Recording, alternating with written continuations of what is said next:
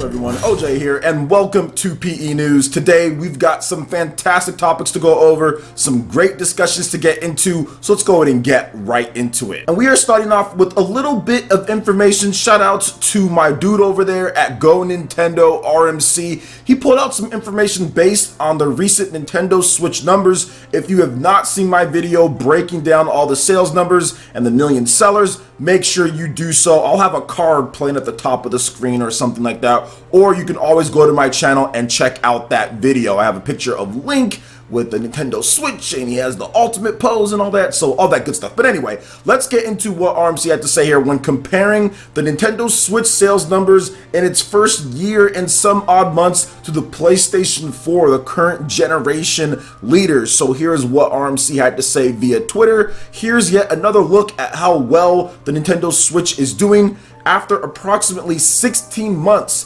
PlayStation 4 had sold 20.2 million units worldwide. As for the Nintendo Switch, the system has sold 19.67 million units in approximately 15 months, so 1 month less. The PlayStation 4 did this with 2 holiday seasons, while the Nintendo Switch has only went through 1 holiday season. And for those who don't know, or maybe if you're just getting into the whole numbers type of thing, holiday seasons are the biggest sales period for systems. A lot of the numbers that you see throughout the year in terms of a company saying that, oh, we sold like 20 million, or we sold 17 million, or we sold 10 million, a bulk of those numbers are in the holiday season, and that's going to be no exception for Nintendo this upcoming year, but we'll discuss that in just a bit. I want to talk or focus on the fact that the Nintendo Switch is actually outpacing it, because if you put one more month of Nintendo Switch sales, that's Octopath month, and there was definitely a boost from what we can see in the Japanese sales. So you put another month on there, and it's definitely hitting exactly what the PlayStation 4 did. I would actually say above it, because the Nintendo Switch sales in Japan have been 50,000 pretty much for the whole month of July. It was around 50,000 units sold. So you put a whole nother month of that, that's hundreds of thousands in terms of the sales units added on to that. And then you add on what Nintendo's been doing here in the West as well. I'm pretty sure it's going to be number 2 NPD for most of that month. So yeah, I'm definitely thinking that it surpasses that in the same time period as the PlayStation 4 with 16 months on the market. But with 15 months, it's actually almost there, less than a million there. So not bad at all, not bad at all for Nintendo when it comes to it. And I think it just goes to show once again how well the Nintendo Switch is doing. A lot of people have been bringing up some type of things like, oh, well, they're not going to hit their forecast or whatever the case is. So I kind of wanted to discuss that and kind of let you guys know and break it down how Nintendo's definitely going to hit that forecast. And if they do miss it, it will be barely. Once again, if you're looking at what the Nintendo Switch would have to sell, it would be about 2 million units a month till then, till March of next year, which they can easily do. Last quarter, it was pretty slow. We didn't have a ton of big game releases. Octopath is already starting off July really well, along with Captain Toad, and then you have Monster Hunter and a couple other good games as well, and then Super Mario Party and all of that. So if you look at what's coming, and on top of that, the LABO sales, which we'll talk about that in the next topic moving over from here, but if you look at the new LABO kit coming out September, you look at the Torna DLC, you look at Super Mario Party, then Pokemon Let's Go Pikachu and Eevee, and then Super Smash Bros. Ultimate in December, you're definitely going to have a big sales period to where you can sell minimum 2 million sales per month. And of course, in November and December, I wouldn't be surprised to see Nintendo put up around maybe 10 million to 12 million units in those 2 months alone. Pokemon is going to be a huge mover, but I think the X factor here that a lot of people aren't mentioning when people are already arguing if Nintendo's going to hit their sales goals or not, they keep on mentioning, oh, well, Pokemon and Smash Bros. Isn't going to be enough. But you need to realize that Mario Kart 8 Deluxe, Legend of Zelda Breath of the Wild, and also Super Mario Odyssey are going to be big system sellers for Nintendo this holiday season. Let's look at the sales, guys. I talked about this in my last video. Nintendo Switch, with those 3 games, pretty much 50% of the owners, over 50% of the owners have those 3 games on the Nintendo Switch. Those have been continued and sustained system sellers for Nintendo from last year, because those games continue to sell. They didn't sell 11 million or 10 million in the first 3 days like Call of Duty or something like that. They sold that over the period of time, and people are continuing to buy those. This is the reason why I always talk about the Amazon sales charts and everything, because it shows you that sustained evergreen growth. And if you look at the sales charts, the Nintendo Switch is still the most popular console on Amazon because of the older games that have came out. So it's not just Pokemon or Smash Brothers that are going to sell or be enough. It's all of the games that they've already released, and then also those new games as well. So expect the sales to hit, I would probably say, easily 30 million plus by the end of the year, because it's going to be big in those last 2 months. I honestly feel that they're going to hit that number pretty comfortably because of the games that they have, because of the gaining momentum with Octopath, and then Monster Hunter, and then Super Mario Party, the Torna DLC, which Xenoblade Chronicles 2 is at 1.42 million units sold, which is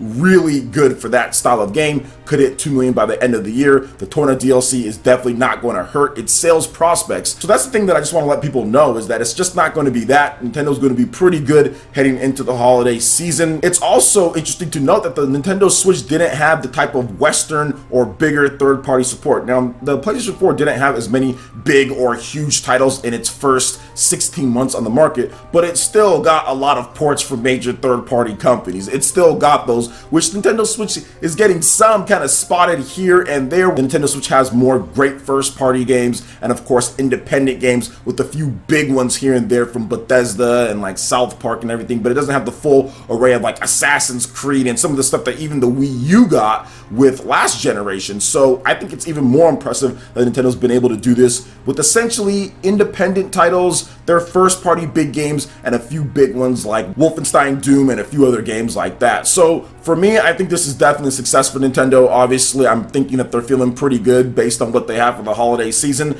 and revenues are just up like crazy, which I'll probably talk about that in a separate video, but revenue is just doing insane, the eShop, and it's no question why Nintendo wants to increase the amount of games. In terms of independent titles, Nintendo's making tons of revenue off of the eShop and royalties just because of all these independent games that are coming to the Switch, whether they're great games like SteamWorld Dig or not so great. But either way, it's revenue that's coming in and helping Nintendo. So what do you guys think about these sales numbers here when it comes to it kind of aligned up with the PlayStation 4, kind of seeing how well the Switch is doing? Let me know your thoughts in the comment section below. Alright, and moving into the next topic here, I wanted to discuss this just briefly because this is something, like I said before, it kind of irked me a bit with some of the videos that I saw, mainly from the No. They put out this video saying that LABO was a failure, and they failed in that video to actually prove that LABO was a failure definitively. So over the course of the next couple months, you've seen a lot of YouTubers also make similar videos for Clickbait because that video did really well. Nintendo has a new thing out there. It's a failure despite not having any real numbers, just basically going off of pictures from store shelves and shipment numbers in Japan.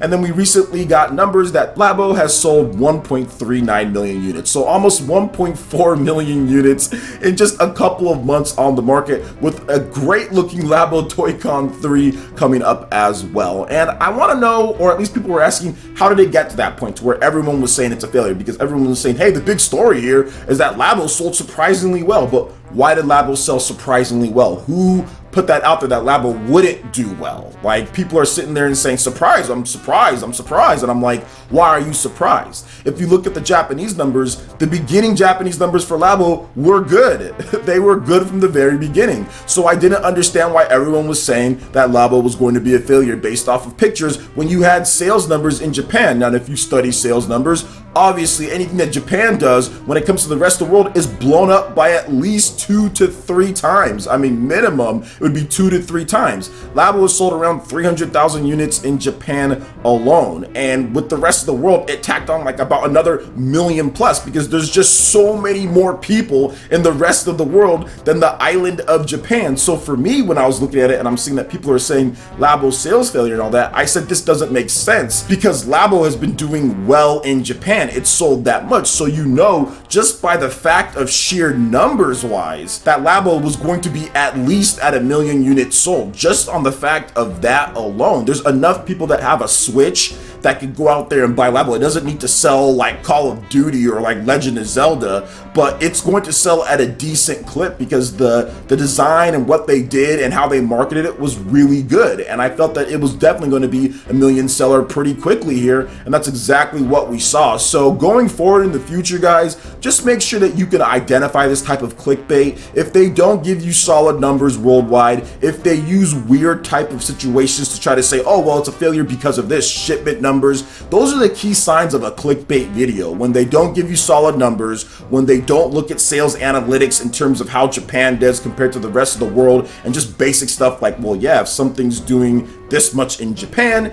it's probably blown up at least 2 to 3 times for the rest of the world because there's just so many more people in the world. And on top of that, there's so many more Switches that are outside of Japan than in Japan. If you just look at the sales breakdown and numbers of the Nintendo Switch, Switch is at 5 million plus in Japan. The rest of the world is at more than what, 14 million. So if you just look at that, then that can just sit there and tell you that there's a lot more customers to buy the product. So hopefully going forward in the future, you guys can kind of identify and call out the type of clickbait videos that you see that certain places do just because they really wanted that with LABO. LABO was the one that they were going to do, and I'd be interested to see if there's actually going to be an update video from any of them, because I saw so many LABO flop videos and they were all kind of quoting and sourcing the same type of material, which was the No that actually put that video out there. I got that video linked to me multiple times, so I wonder if there's actually going to be any updates from any of those people and say, hey, you know what, yeah, we messed up on that one. I doubt it, but we'll have to wait and see. So what do you guys think about these LABO sales numbers? Let me know your thoughts in the comment section below. All right, and moving to the final topic here, the Nintendo Switch has actually broken a pretty